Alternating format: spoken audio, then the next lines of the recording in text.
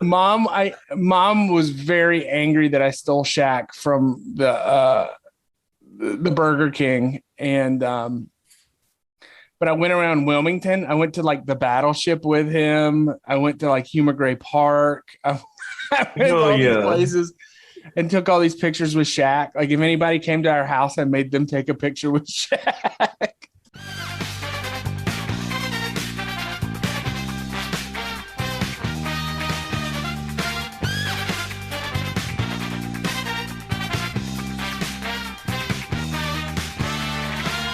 Welcome to $2 Steak, a pro wrestling podcast. I'm your host, Aaron Varnum. Joining me today, as always, Cookie. I'm here. And Big Mike. Hello, hello. At some point in the next few minutes, Tolbert has promised us that he will be joining us. He said, I'm going to be a little late.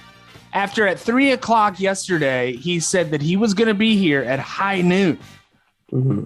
But then again, we didn't get to do our annual 420 episode last week. I feel that we owe him one in that department, just to give him a mulligan, allow him to come in at his leisure. Boys, it was 420 this week. Cookie, how was 420 in Colorado? It was what you could imagine. There was nothing but smoke, green smoke everywhere. You could smell it on the highways. You could smell it as you walked outside your apartment. You could smell it inside your apartment because you were the one that was smoking as well. Oh, okay. I take it that you participated. You partook. I partook a bit. I had some classwork to do, but after my classwork was done, that's what I did, Aaron. I smoked a couple of J's to myself and fell asleep on my couch. Do you think that like a place like, North Carolina, where it is not legal to partake unless it is THC free or THC a minimal amount, Mm-hmm. It's always a little scandalous to take part in the 420 celebrations.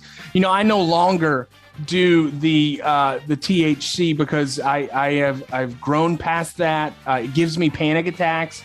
And I have a career where I am not allowed to do that. So I have, for the last 10 years, I've stopped. However, I always felt like it was a special day on 420. In a place where it's legal and almost encouraged, is it a different sort of thing? Is it more of a celebration, an outward celebration of the plant? Absolutely. It's an outward celebration to the point where you would have kids that could walk by you and be like, happy 420. And it's like, oh, okay. It's that type like of place. Children? They're aware. The awareness is up around Colorado. I will give them that. But it is more of a celebration. It is not frowned upon. Unless you're outsider. Some outsiders come in and they frown upon it, but ooh. Speaking of being an outsider, Cookie, how's your week been? The week it's been all right, man. I went to a birthday party last night.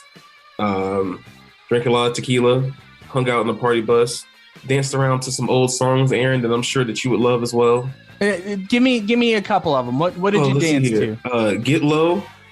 Okay. You know what I'm saying? 369. Of course. Damn, that girl is fine. I wish she would just something to me one more time. Anyway, a little bit of that, a little bit of Juvenile for the 99 and the 2000. I do love some Juvenile. Yes. And some WAP. Remember the WAP, Aaron? Dude, WAP. I do. It's like there are so many classic bangers from the 90s and 2000s. It has been it's been a great past 30 years of music, especially for the club. For the club? For the culture. If the club put out a greatest hits album for the past decade or 2 decades, yes. Whew. Certified we got to have Hurricane Chris on it. Hey, baby. You got to have everybody in the club getting tipsy. That song was up there. That song was on there. Mike, do you have any contributions to the 90s and 2000s hip hop bangers? All I know is that I enjoy them. I'm not a music person, but half the songs you just referenced were on the Need for Speed Hot Pursuit video game soundtrack. Ooh. And so for that reason alone, I'm well aware of them. And you can go for the 90s kind of West Coast stuff. That would be the Grand Theft Auto San Andreas soundtrack. Anything. Still DRE? Any of the all of it actually. Yeah. So Cookie, you got to party on the bus. What else? I got a party on the bus, Aaron, but another reason for me to get out of Colorado. This should be just a small segment now of reasons why Cookie should get out of Colorado.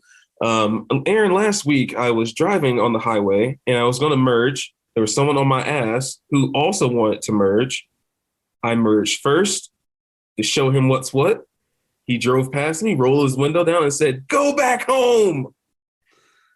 And then just sped off. Do you think there was racial connotations to that?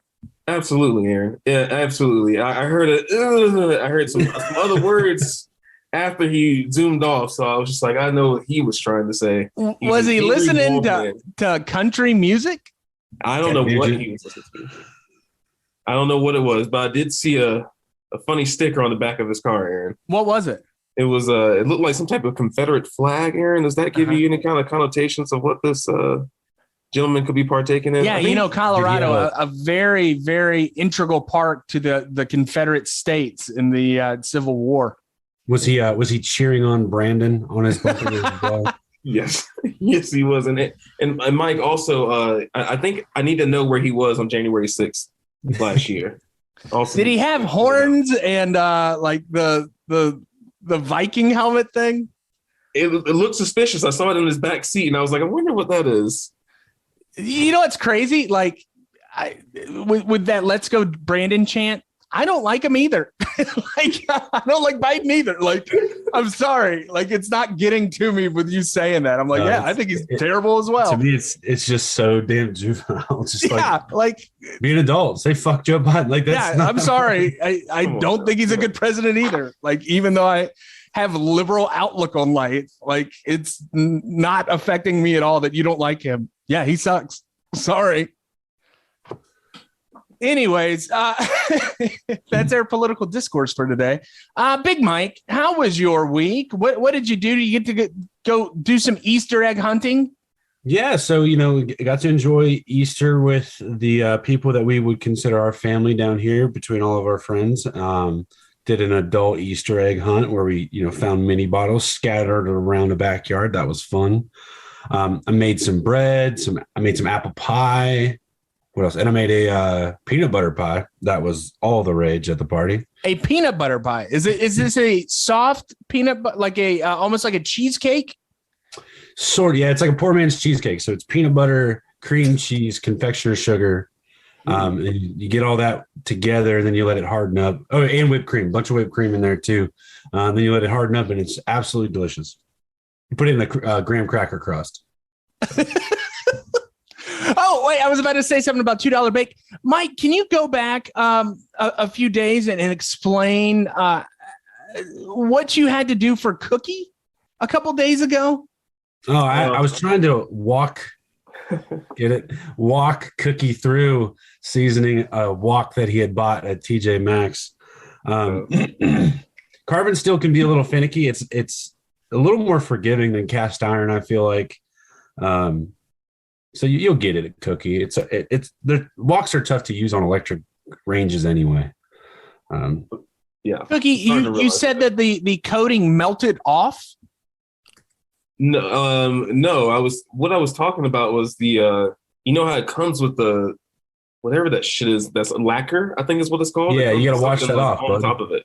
That you have to you gotta wash that off with soap and water. That's what I told you to do. Yeah, exactly. I think that's what I was trying to get at, is that like some of the stuff didn't come off, I think, or I didn't clean it correctly in some parts. It looked like shit, Cookie, is what it looked like. And now we've got Tolbert here. Tolbert could tell you how bad the seasoning looked on your wok. Yeah. Go ahead. Roast me, Tolbert. Man, you've got the key is, Cookie, you have to wipe all the excess oil off after you put it to the heat, or else it just gets sticky. And that's a key step most people miss. You have to get all the oil off after you heat it up. Yeah, more is not always better. See, I thought more was better. What were you frying up in your wok? Fried rice. Okay. Yeah, fried rice is what I was like. Why don't you just go to the Chinese restaurant, I'm sure, near your house? Aaron, the food here is terrible. How many times do I have to say that? Is it unseasoned? Better when I do it. It's that much better when I do it. That's all. Does everything have raisins in it in Colorado? Everything. No, everything has green chili on it here. Really? The green chili's not bad. Aaron, it gave me food poisoning one day. You have a sensitive stomach, Cookie. Well, I mean, hey, it did what it did. And the next thing is going to be, it's going to say fuck green chili on the back of my shirt. I won't wear it here because I just put another target on my back, but you know what I mean. I love green chilies. Mike, anything else this past week? You got to go to Durham and experience a hotel there. What was that like? Yeah, so we went golfing in Greensboro, and the idea was we didn't want to drive all the way back from Greensboro to Wilmington, which is a 3-hour drive after having been in the sun and, drinking a little bit here and there. So we pick a hotel room that is cheap and kind of an hour into the trip. So in Durham, we're not expecting to go and, check out the nightlife or do anything too crazy, but we find this hotel that is next to a Red Lobster right? So in our heads, we go, all right, we'll go get dinner at Red Lobster, head over to the bowling alley, play some games, drink some beers, have a good time, get to bed at a reasonable hour, right? Well, unfortunately, the Red Lobster closes at 10, and we did not, after getting to the hotel, checking in and showering, it was 9:30. We did not want to be those people. So, hey, we'll go straight to the bowling alley. They have food there according to their website, all this sort of stuff. Get to the bowling alley. Before I can even order anything, the lady behind the kitchen area says, no food, no more food. And I said, your fryers are right there. All you have is mozzarella sticks, chicken tenders, and French fries. You cannot just.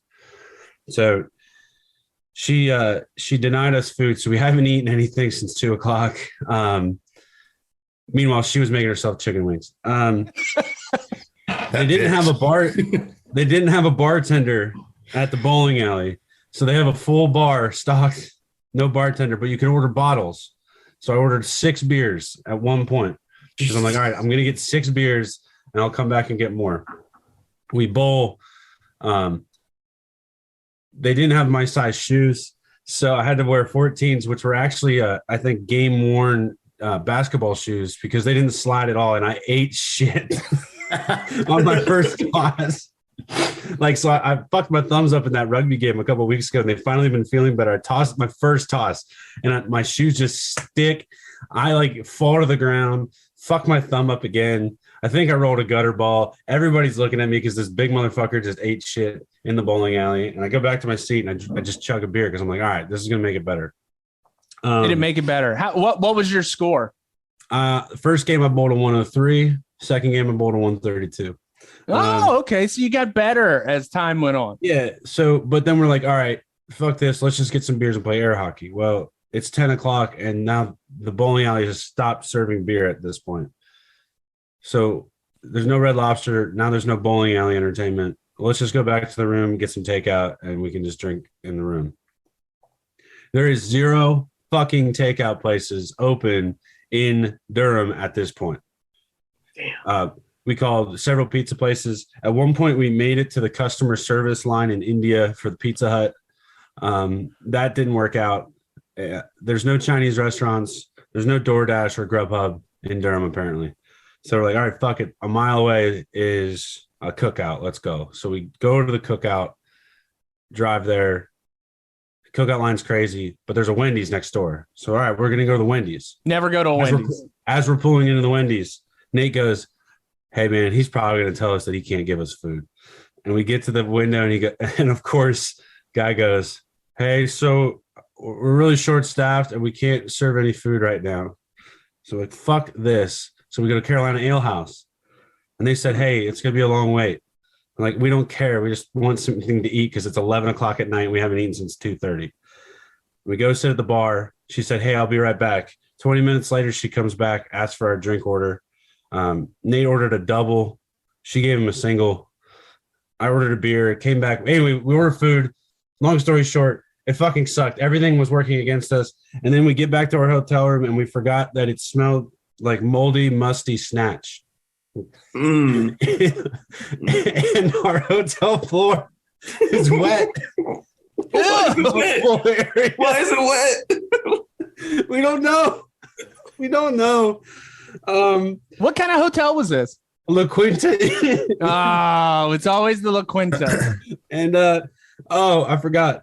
In between all of this and the disaster that was, I was starving, so I went and got some concierge chips and charged it to the room. Get back to the room, and the bag of the chips was open, and they were stale. Jesus. This is like when me and Varnum go to Durham. We have an awesome time. We Yeah, it was incredible. We have a great time. We have like wonderful dinners, go to shows. If we went with that intention, I think we would have had a great time. We would have picked a different hotel, but we were like, hey, we just want to chill for the night. Red Lobster and bowling alley. What more can a Midwestern fuck ask for? And it was just a complete and utter disaster from start to finish. I was going to say, apparently it was too much to ask for, Mike. Yeah, what was that chicken and waffle place we ate at that was incredible? Oh man, what's it called? I forget, man. It's awesome. Yeah, we had chicken and waffle. Good. Yeah. It was like when I'm reading what you're saying and you're like, Durham is terrible. I'm like, it is not terrible. No, Durham is great. It was just the running joke of everything that could have any form of mediocrity, like for it to go poorly, not terrible, but just poorly did. And on a side note, it was just really interesting. Nate and I were the only white people everywhere we went. Yeah, that's Durham. It was fun there too. But the bartender was great. Well, there you go. Let's go, Brandon. Let's go, Brandon. You missed that earlier, Tolbert. Anyways, yes, Cookie. Oh no, sorry. I'm just. Oh, you gave the finger like you wanted to talk. Tolbert, how has your week been? Man, there's people have invaded our hometown, Barnum, guys. Oh, Cookie, you don't live here anymore. But it's still my hometown, damn it. Yeah, there's people from all over the fucking place here, man. It was wild last night, but yeah, just busy weekend. Still taking care of a 4-month-old. Baby turned 4 months old today. So happy 4 months, Ava. I don't get it, man. Like, why? Like every month is a celebration? Is that? Yeah, every month you get through Varnum is a celebration. Okay, trust me. I'm taking notes. You'll know this soon enough. But yeah, man, just typical stuff, man. I'm just getting through it. I'm going to a family reunion this weekend. I'm on mom's side. It's the Hewitt family reunion. Varnum, you know some Hewitts. I know 100 Hewitts. Where is the reunion? It's about 45 minutes outside of Hope Mills, my hometown. So why would they have a Hewitt family reunion there when they could have one in Brunswick County? Everyone moved to Cumberland County. Well, I don't understand that. There's no like industry in Cumberland County as opposed to Brunswick. I don't know, man. I don't know. Like a lot of them are military, stuff like that. And so they ended up there. You know, we still have some Hewitt cousins in Charlotte because we have the Gore family reunion as well, which that's my family. For the listeners who don't know, like Barnum and I are loosely related somewhere down the line, probably. Yeah, we definitely are. I mean, like that's probably like my 6th cousin 7 times removed or something like that. There's only Gores, Hewitts, and Barnums in Brunswick County, right? Basically. Yeah. And that's all my mom's side of the family. So having the Hewitt family reunion, it's on a hunting farm in the middle of nowhere. It's on like 100 acres of land. It's not an actual farm, you know, it's where, you know, it's like a hunting lodge and stuff. And over the years, we've always had the reunions here. I haven't been since I was probably about 17 years old. But you know, with the baby and all, my mom wants to show off the grandchild. So I'm taking my wonderful wife to the Hewitt family reunion. She's going to meet all the cousins she's never met before. I didn't even know family reunions were still a thing. Yeah, they are apparently, you know, I think it's a dying thing, but you know, all the older cousins and aunts and uncles keep it going. So I'm going to see some family I haven't seen in a long time this weekend. But besides that, just working on the grind. Summertime has officially hit Wilmington. I'm convinced. Motherfuckers everywhere. Yeah. What is Katie's outlook on having to go to a family reunion on a hunting farm in Cumberland County? Well, it's actually what's the county outside of Cumberland County? It's even further removed from Cumberland County. Is it where we did the quarantine? Not too far from it, honestly. Oh my God. Yeah, not too far from it. She's stoked. She's always down for She's adventure. stoked. Well, the potluck is always good, man. Oh yeah, the food's gonna be good. The food's always But the good. conversation is gonna be terrible. No, not so much. I got some of my younger cousins that are our age that I haven't seen in a while, and they all have spouses and kids now, so it'll be cool. So I'll just drink bourbon and smoke cigars with my uncles. Well, that's at least you've got that. Yeah, at least I've got that. But yeah, just wrap up. We just had brunch at Savoy's. That's why I'm late. We thought we could squeak in a brunch date real quick before we recorded, but sorry for being a little late, boys. The waitress was pretty shitty. We went to the Getaway. It's in River Lights. That's our new place, is going to River Lights and going to check out places there. The Getaway, it's Southerly Biscuits. Southerly is amazing. So I had a big old sausage, egg, and cheese biscuit, and Jasmine had an avocado toast. I always go for the chicken biscuit. The Southern chicken biscuit's where it's at. Tolbert, anything else this week? Any crazy stories of the bar? Man, just people acting crazy in general, dude. Like, I can't really pick out any specifics, but I've had to ask people to leave. I've had people that have been overserved other places. People that they're out, and you get in downtown Wilmington in the warm weather and you start walking around. It's easy to do. We've all done it. Yeah. But I did have the most interesting story last night. I had these 3 people come to the bar with an open tall boy from outside premise, and they had pulled up in front of the bar, parked like at an angle, like halfway in the street. Homegirl gets out of the driver's side with the tall boy, and they stumble into the bar. I'm like, I'm sorry, guys. It's going to be a no for me, dog. And they're like, why not? Why won't you serve us? I'm like, you got out of the car with a tall boy and walked in the bar with it. So I was like, you are literally a walking liability. Okay, then. Oh my God. Okay. Just like general stuff like that, public wiling out, you know how people get when they're in that vacation mode. Yes, Cookie. Tolbert, are you ready to serve a bunch of rugby players next year next week? Next year? Yeah. Why y'all coming in town? Yeah. It's always interesting when the rugby team hits the doors. I always have mixed emotions about it. You're like, I love them, but I hate them. I hate them so much. And everyone knows that I'm friends with them. So when they start to get rowdy, everyone just looks at me, and I'm just like, hey. Get your friends. I don't know. I haven't talked to him in years. I was like, I don't know half of them. And then you're like, I'm sorry that I used to be a piece of shit. I used to be a piece of shit. Send him to Chickerinos or whatever. Anyways, guys, this week I wanted to punish each and every one of you. You don't hear my voice enough. This week on Dynamite, upcoming this week, and I found out, I'm thinking about it, right? I'm not going to be able to watch it live. So you guys cannot spoil anything about this. Watch it live. Where are you going to be? Wednesday night, I'm going to see Kurt Vile and the Violators. Okay. At Saxophal Hall River Ballroom. Oh, dude. I'm going to have to get you to go to the butcher shop for me next door, dude. Oh. Okay. Well, so on Wednesday night, I'm going to see Kurt Vile. Thursday night, I'm going to see 9 Inch Nails at Red Hat Amphitheater. Okay. So it is a 2-day tour of 2 of my favorite bands. I'm very excited.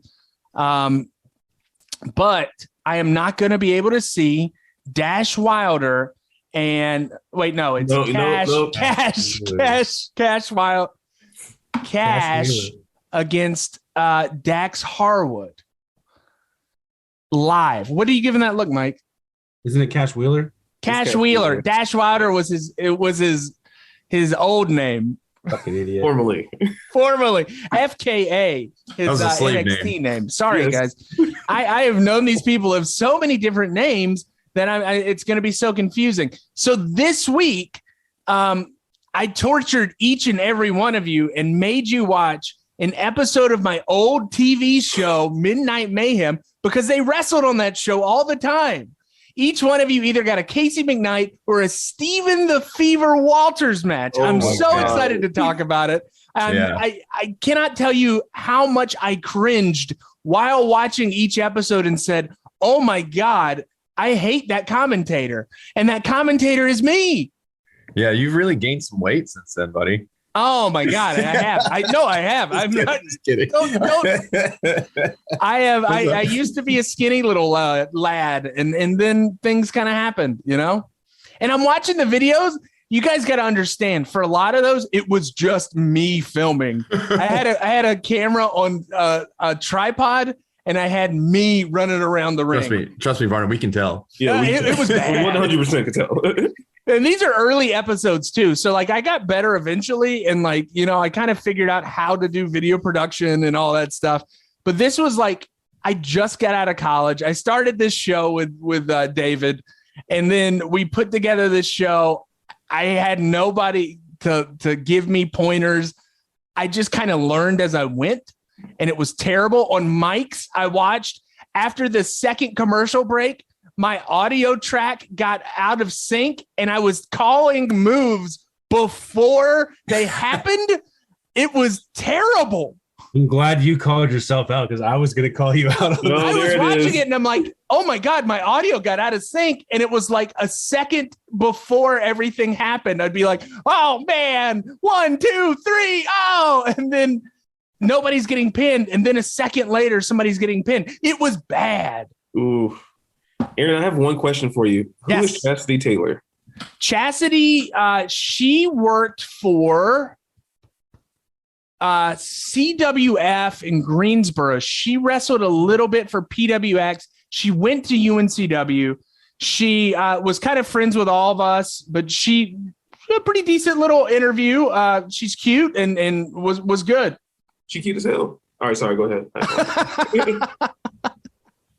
I will say, however, though, Tolbert has some of my favorite interviews ever on his episode. We'll talk about that later on. Maybe the greatest interview of a group of men I ever did on that show. Let's talk about some Midnight Mayhem.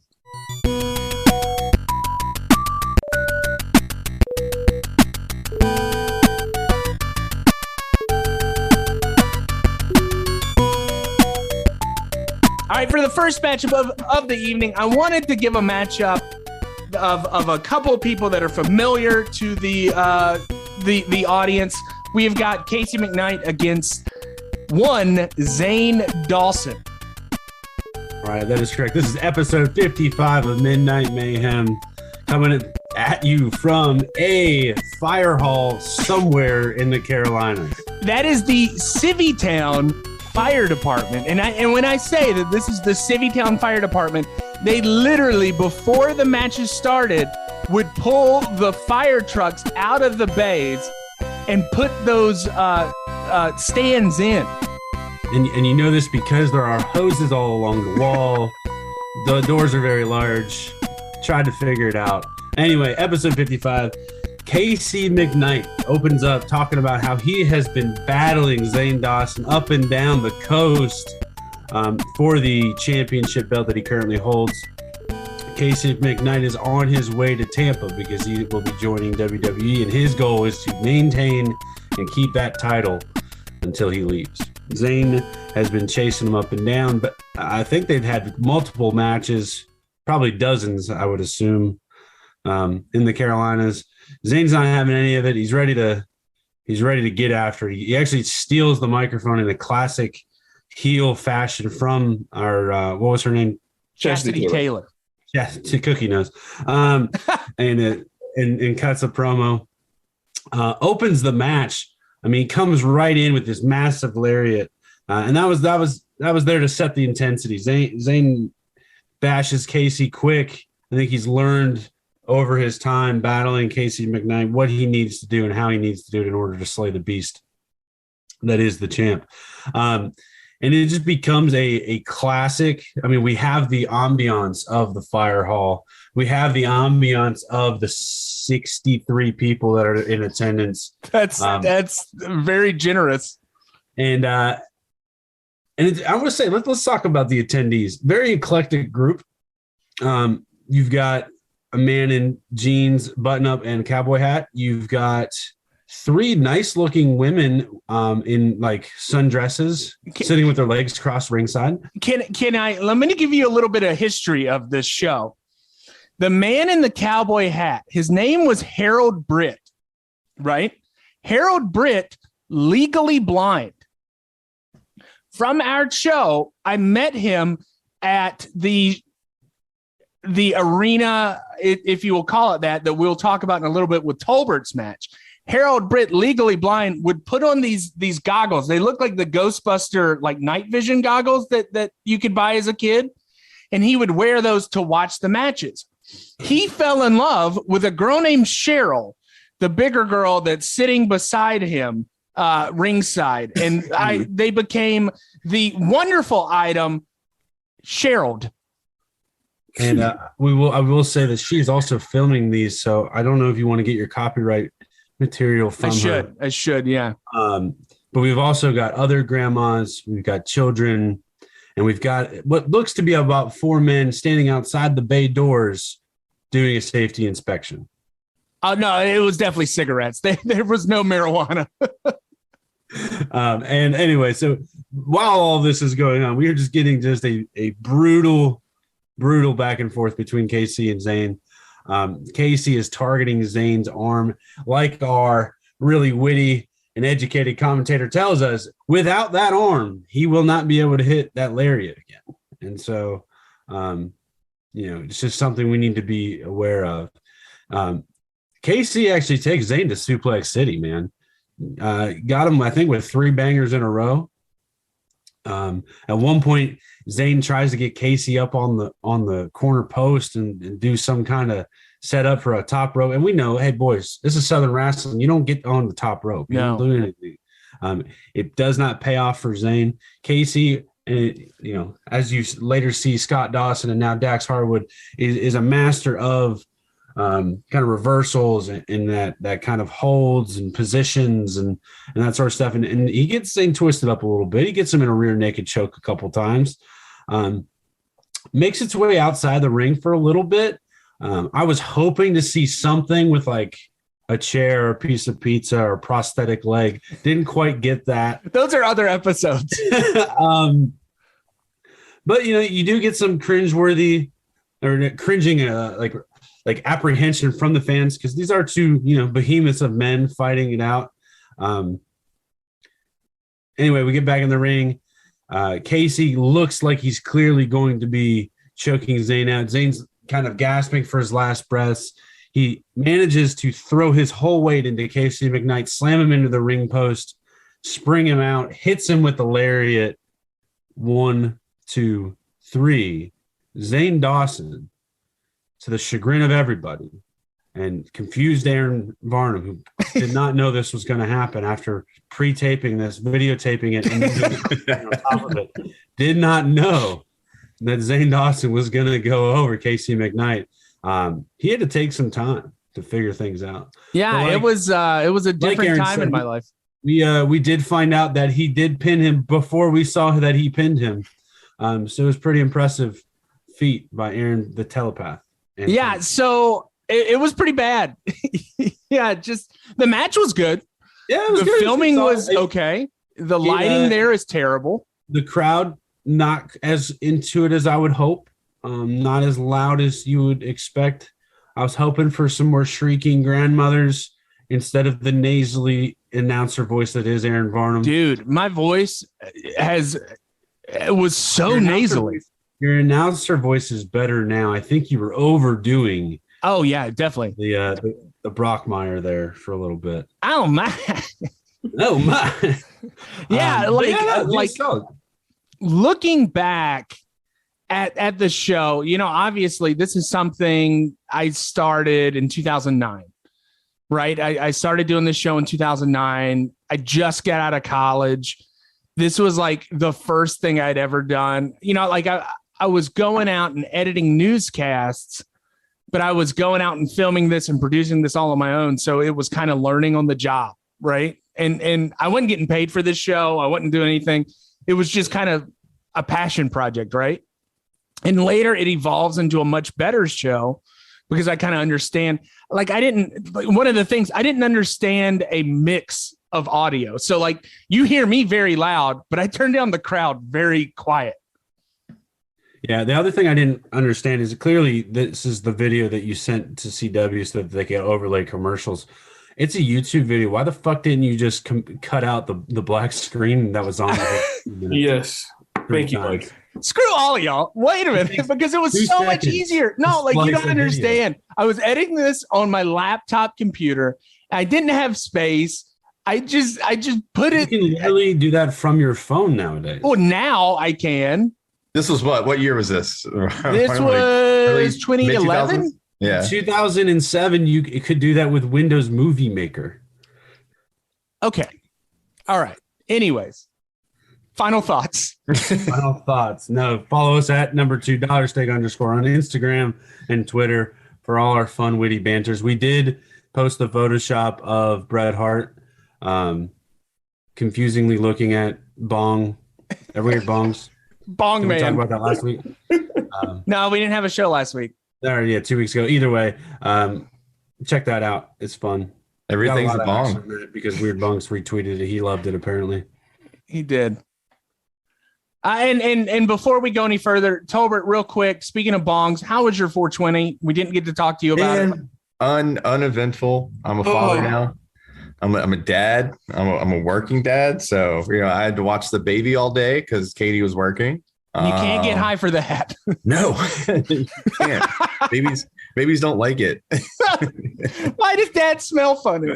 Yeah. So I had to, just like the Method Man 421 album, it was the day after. Love that, Tolbert. So Thursday I was off and had a great time. All right, good.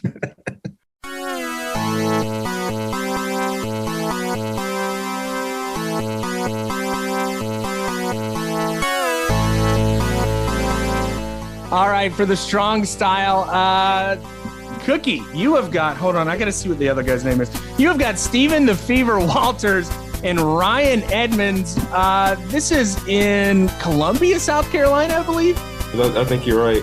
Hold on, Aaron. I'm just moving my video over. Sorry, I had to get my notes out. I was stuck on Mike's match and watching this kid in the front row dressed up as a Redskins offensive lineman.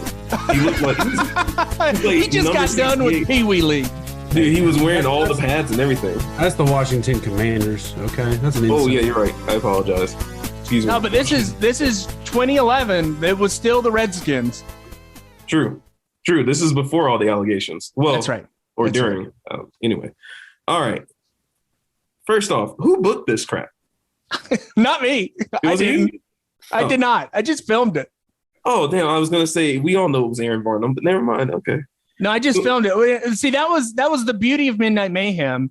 I would find out where the shows were around, right? And if they had 2 to 3 of the guys that I used on the show, I would be able to go in, film it, and add like a little bit of storyline to it and be like, yeah, this is going to be televised. And the guy's like, yeah, man, we could book it like that. This guy. Oh, Aaron. You got to do what you got to do. I was a carny. I get it.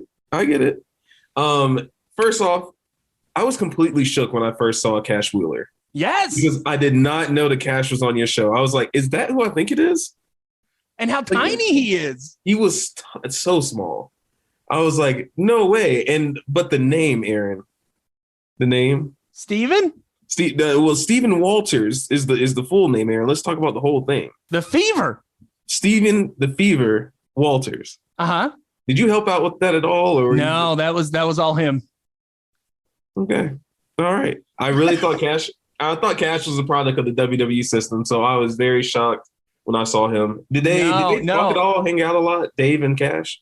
So, and I talked about it in the commentary a little bit of your match, but so Steven or Cash was kind of like David, where he went around, had matches at different places all around the Carolinas.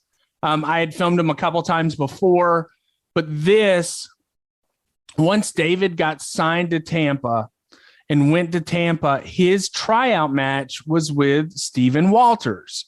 And David says, hey, man, if you ever get a chance to film him, he's awesome. I think this guy's going to get signed eventually. Right now, after his tryout match, Cash was not signed immediately. David was signed immediately. Cash was not. Cash went to, per instructions of William Regal, to go wrestle in England for a little bit. Mm-hmm. So he wrestled in the UK, did a stint there, did a little bit of a stint in Japan. And once he got done there, he came back to America a little bit. And then Regal thought that he was seasoned enough, sent him a contract, and he got signed. So originally they were not signed together in WWE. Good to know. Good to know. Well, we got the young Cash, and we got a young Aaron Varnum on the stick with intern Keith. Yeah. So intern Keith was my roommate. Okay. Is that why he didn't? Apparently, he didn't get enough hours during the year, so he had to take some summer courses. Notoriously, my show had a running cast of color commentators. Originally, I had this guy named Miles Langley, played by Mola Lange, who is now CBS news anchor, the big national every weeknight every weeknight at 6:30. He does a piece for CBS News, right? Yeah. Then I had Brock Knox. Brock Knox was another reporter that worked for the TV station that I worked for. Brock Knox he teaches video production now in New Orleans. Really good friend of mine. And since these guys were all reporters on our channel, we had to give them stage names, and I would make them wear lucha masks, right? Like they would have to do interviews in lucha masks. Like nobody could see that this was Mola Lange or Ryan Nakhan doing these interviews, because my news director would be pissed, and there goes journalistic integrity, like this guy's doing a professional wrestling show. So when they both left, because, working in news is a very transient sort of job, they got contracts other places. When they left, I was stuck, and I'm like, all right, well, my roommate likes wrestling, so he can do this with me. So my roommate, who was an intern at the TV station at the time, became intern Keith. And did he also have to wear a lucha mask as well? No. Keith could be seen because he was not on TV. He was behind the scenes. I got you. I was gonna say, Aaron, your opening credits, they're not Chef's Kiss, but they're okay. It was like the hardcore song and like Zane and David. You do bleeding. the ECW. Oh my God. Yeah. Yes. Oh my God. Later, I replaced those. I updated them, right? So I updated those credits, and as the show got better throughout the years, right? So this is the first 2 years. All of these matches come within the first 2 years. Why it's a little different, right? The last 3 years, I think, are a lot better episodes. But I had these credits. There was this famous speech. You guys know who Robert Byrd is? He was the famous former KKK member. Yeah, he was a senator for West Virginia. He has this famous speech about things being barbaric. And he's like, these two men are barbaric, and starts yelling that. I intercut that with a bunch of clips as a joke, and it became like a really fun intro for the show.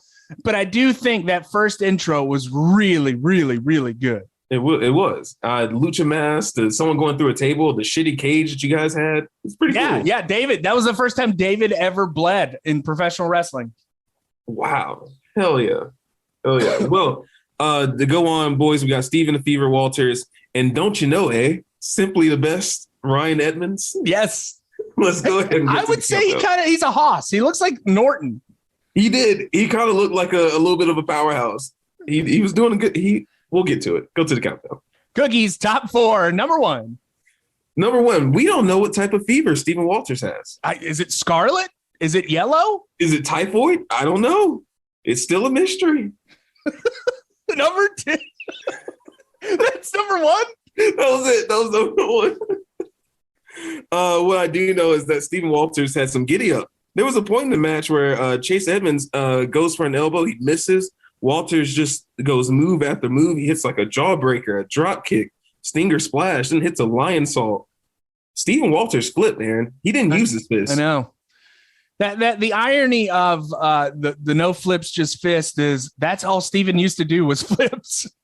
I'm starting to see he was a good an athlete, like a good athlete. Yeah, and I still think that like now he's gotten a little bit bigger, a little bit. He's slowed down his pace. He's figured out kind of like what makes it and everything. It's a different style out of Stephen Walters. Absolutely. He does that like you can see it though. He does that like tornado DDT thing like outside the ring a lot. Yes. He also did. He's still got the athleticism. Yeah, Young Bucks FTR won. He at the finish he hit that flip too. That's right. Oh, and that's what lost it. Springboard. That's what. Yep, exactly. Aaron. So these two used to be a tag team.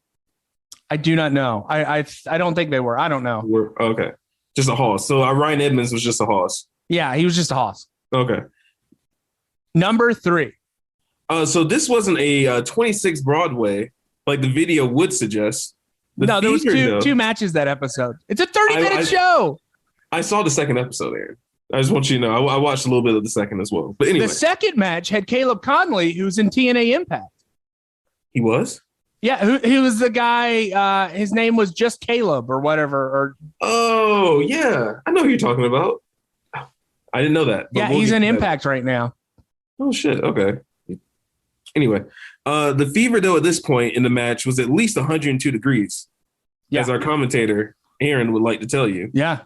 And Brian Edmunds felt that heat, Aaron. And surely when Walters counted his finisher and put him in that crossface submission, which is vintage Stephen Walters, apparently, Edmunds tapped out for his dear life because he knew it was over, Aaron.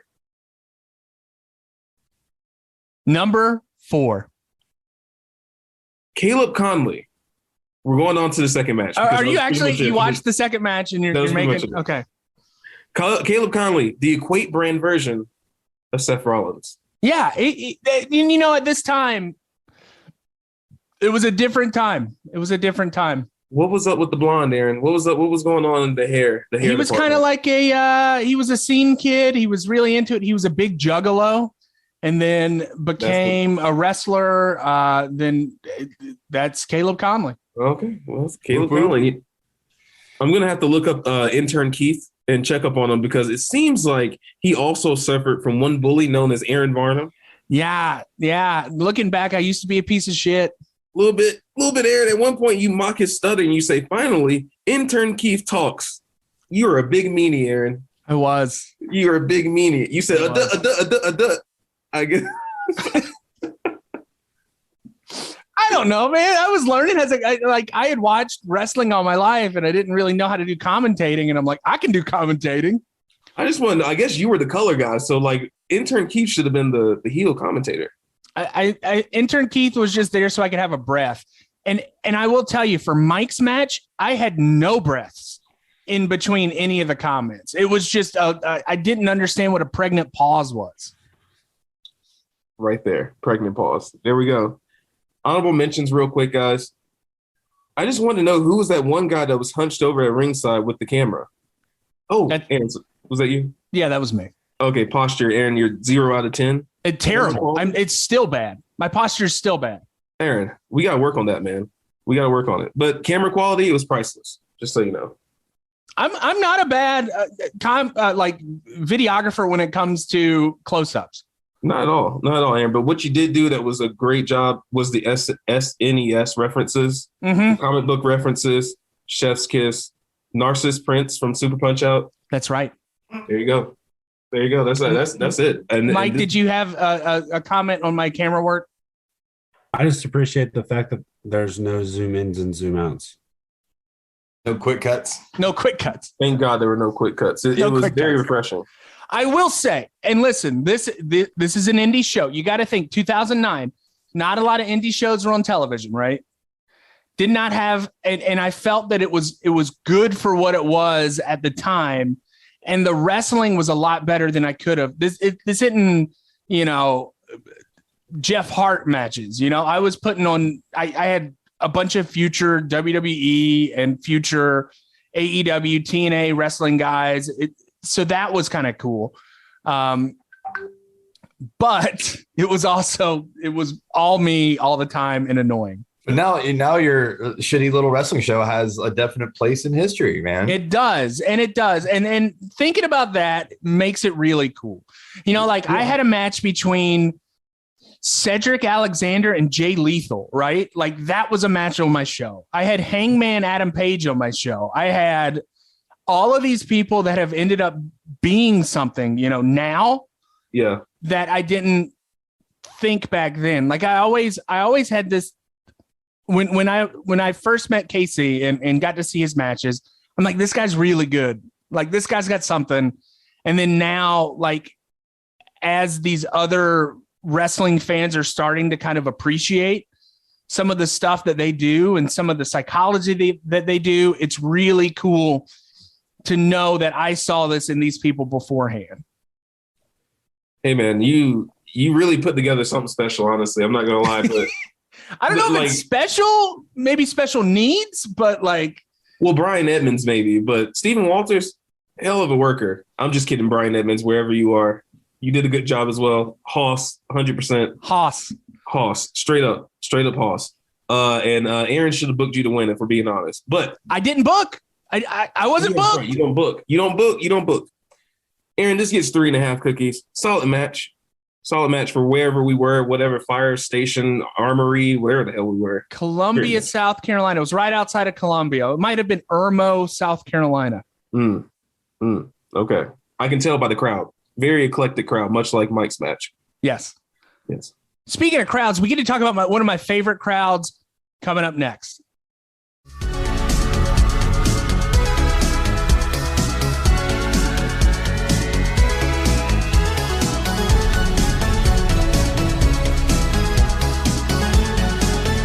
All right, for the final matchup of the evening, Tolbert, you have got maybe my favorite feud of my entire time in Midnight Mayhem. You have got Casey McKnight against Ali Steele at the Lumberton. It was like some random like Gold's Gym in Lumberton that had a big room. I was trying to figure out where this is at because it didn't look like Wilmington. It didn't look like anywhere in Burgaw or anything or Leland. So I was like, where is this at? It looks actually like a nice room. Yeah, it's Lumberton. Yeah. Well, you start off with a promo. We see a young, svelte Aaron Varnum. Looked like he just spent a long night at Wet Willie's out on the strip. Probably, yeah. And that was that time of my life. Yeah, but yes, very, very young Varnum. It's awesome. And a very young Casey McKnight looking like he just dropped some dope tracks at City Limits and beat some ass. Prime Wilmington times for all. But yes, he's starting off with a promo. He is taking on Mr. Ali Steele. And apparently they've had this feud going on for a while, and we're right in the midst of it. And I guess just last week, Ali pinned him, but it was under some false pretenses. It was a little sketchy. KC, he's I guess, did he always play the baby face at this time? Like kind of like local hometown hero? Because that's kind of vibe he's got, When we first started the show, he was a heel, and he was like a fun heel. He actually had a run with Dennis Condrey, one half of the Midnight Express. We had some stuff where they called themselves the new Midnight Express, right? And he was a heel. It was fun. And we kind of rebranded a little bit, and it became more of a baby face for KC. Yeah, so this is like, he's a young spell. He kind of has the vibe, I'm gonna give it my all. I'm a hard worker kind of vibe. And that's what he says in the promo. He's like, hey, Ali still is 350 pounds. He's a big guy. I can't guarantee I'm gonna beat him, but I'm gonna give it my damnedest. He cheated last time. I know what to watch out for. What does he say? Let's have a rock and roll party. Good time or something. I'm like, yes, let's do. All right, so cut to the second promo with Ali Steele and his entourage. Aaron kind of looks like that Piper Perry meme standing in. Oh my God, that's great. All these guys. One white guy and the one white girl are surrounded by the big black men. So, Varnum's obviously nervous. He's playing it up and interviewing them. And Ali doesn't really get a word in. His entourage, Michael Devine. He's got those very real looking Versace sunglasses on. And who he sounds like? He sounds like what's his name? Chuck D from Public Enemy. He does, dude, and he's really good at cutting promos. It was an amazing promo, Mr. Announcer. So you started off. Aaron was like, addresses Ali Steele and says, mentions the controversy around his last win, which when Divine grabs the mic, says, Mr. Ring Announcer, man, what the hell are you talking about? And kind of takes over the interview. You see Aaron, the young Aaron, kind of cowering, being afraid of these guys. He's got his hand around the mic. At one point, Barnum goes, Can I have my hand back? He's showing it right now. Barnum goes, he goes, no. And he snatches the mic away from you and just kind of takes over. And he says, Casey McKnight is not a diamond. He calls himself a diamond. He's a cubic zirconium. Ali Steele is a black diamond. Cuts in the match. So we get Casey coming out. He's you can tell he's dropped some weight. He's still very, very fit. But at this point, man, he was thick. He kind of looks like old school Ric Flair at this point, like his body type, but big boy himself in his own right. Ali comes out with his entourage. You can tell right off the bat, this is going to be a very uneven match. This is not going to be a fair match. You just get that vibe right off the bat. But Casey kicks right in with some brutal clotheslines. This match is very entertaining. Like all the moves are crisp and like powerful. And there was not one moment in this match I was like, oh, that's a botch, or like, yeah, that could have been a little tighter. It was like some top-notch stuff, dude.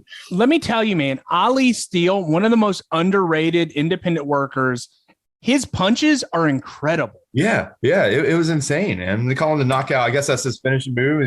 He would knock people out. Yeah. So we're getting into it, man. Just some classic, just power wrestling. And halfway through, Ali realizes, dude, that Casey's bringing the heat. I don't think he's going to be able to get over on him again.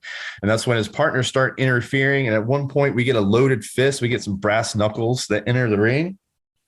Casey is wise to this, though. He knows some tricks are coming, and he ducks it. We get this beautiful drop kick where he drop kicks Ali Steele and knocks his partners off the ring at the same time, all the while he's avoiding the brass knuckles. Eventually, though, they do get the upper hand, and they just bum rush them. They're holding them up. They're hitting them with the loaded fist, man. They're just pounding them. The bell rings, disqualification. There's not a clean finish.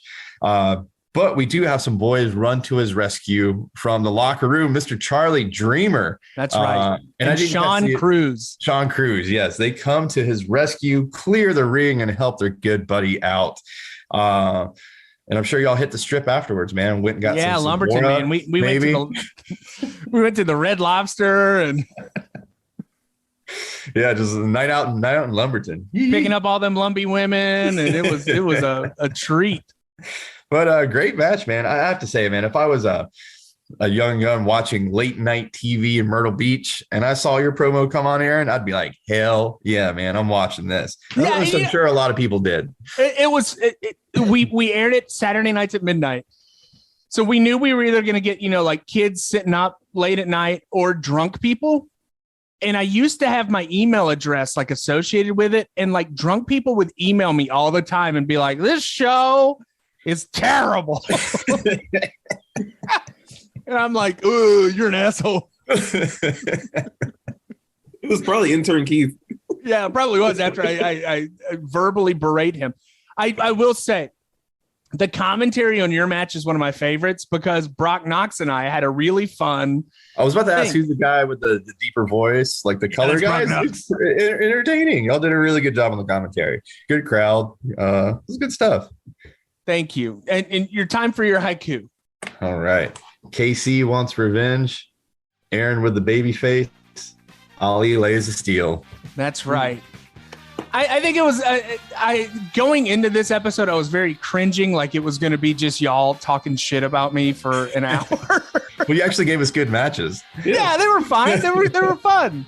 So you got to see some of the old school. When I talk about FTR and how much I love them, it's because I was able to build this relationship with these guys back in the day, and still, like I FaceTimed with David this week because it was his daughter's birthday, and he starts it off by giving me the finger, and then we talk, and it's fun to be able to see friends of yours go on to bigger and better things and be able to be some of the most successful professional wrestlers in the business right now.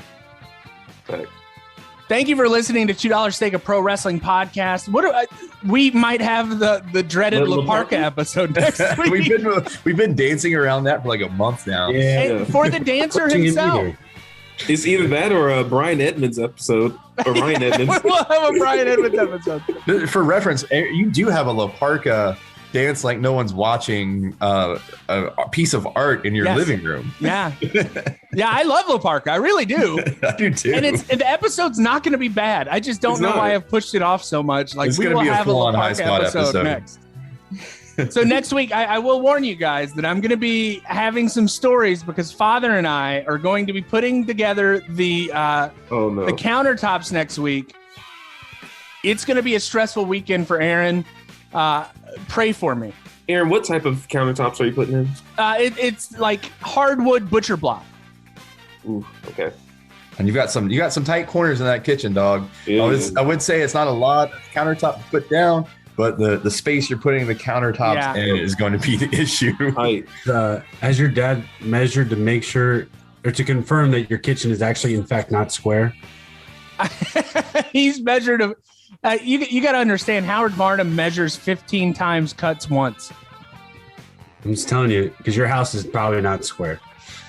It's an interesting thing that we're gonna have to do. So pray for us, pray for Jasmine, pray for Terry, who Dad's gonna be like, get this damn cat out of here, like every 5 minutes.